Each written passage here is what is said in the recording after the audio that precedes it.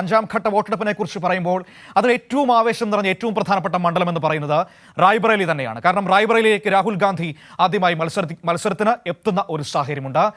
ഒപ്പം അവിടുത്തെ ഒരു രാഷ്ട്രീയ സാഹചര്യം, അവിടെ മുന്നണികളുടെ, ഇന്ത്യ മുന്നണിയുടെ, NDAയുടെ ഒക്കെ പ്രതീക്ഷകൾ എങ്ങനെയൊക്കെയാണ് എന്നൊക്കെ നമുക്ക് അറിയേണ്ടതുണ്ട്. റായ്ബറേലിയിൽ നിന്ന് വിഷ്ണു തയ്യാറാക്കിയ റിപ്പോർട്ട് നമുക്ക് കാണാം. നാളെ അഞ്ചാം ഘട്ടം ബൂത്തിലേക്ക് പോകുമ്പോൾ റായ്ബറേലിയുടെ പ്രതീക്ഷകൾ എന്തൊക്കെ?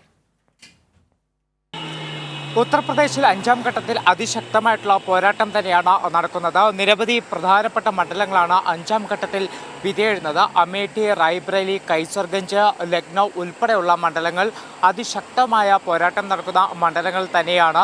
അമേഠിയിൽ സ്മൃതി ഇറാനിക്കെതിരെ കോൺഗ്രസിൽ നിന്നും KL ശർമ്മയാണ് സ്ഥാനാർത്ഥിയെ മത്സരിക്കുന്നത്. റായ്ബറേലിയിൽ രാഹുൽ ഗാന്ധിയാണ് ഇത്തവണ കോൺഗ്രസിൻ്റെ സ്ഥാനാർത്ഥി മത്സരിക്കുന്നത്. അതോടൊപ്പം തന്നെ കൈസർഗഞ്ചിൽ വലിയ വിവാദങ്ങൾക്ക് വഴിവെച്ച ബ്രിജ്ഭൂഷൻ്റെ മകനാണ് ഇത്തവണ കൈസർഗഞ്ചിൽ BJP അവരുടെ സ്ഥാനാർത്ഥിയാക്കി നിർത്തുന്നത്. ലക്നൌവിൽ കേന്ദ്രമന്ത്രി രാജ്നാഥ് സിംഗ് തുടർച്ചയായിട്ടുള്ള 3ാം ജയം തേടിയാണ് ലക്നൌവിൽ മത്സരിക്കുന്നത്. എന്തായാലും അതിശക്തമായിട്ടുള്ള പോരാട്ടം തന്നെയാണ് ഉത്തർപ്രദേശിനെ സംബന്ധിച്ച് നാളെ നടക്കുക. അഞ്ചാം ഘട്ടത്തിൽ ഏറ്റവും പ്രധാനമായിട്ടും ഉത്തർപ്രദേശിലെ 14 മണ്ഡലങ്ങൾ വിധിയെഴുതുമ്പോൾ ഹിന്ദി ഹൃദയഭൂമിയിലെ നിരവധി പ്രധാനപ്പെട്ട മണ്ഡലങ്ങളാണ് നാളെ ഈ ഒരു പോളിംഗ് ബൂത്തുകളിലേക്ക് എത്തുക. എന്തായാലും ഈ ഒരു പോളിംഗൊക്കെ കണക്കിലെടുത്തുകൊണ്ട് അതിശക്തമായ സുരക്ഷാ ക്രമീകരണങ്ങളും ഉത്തർപ്രദേശിൽ ഒരുക്കിയിട്ടുണ്ട്.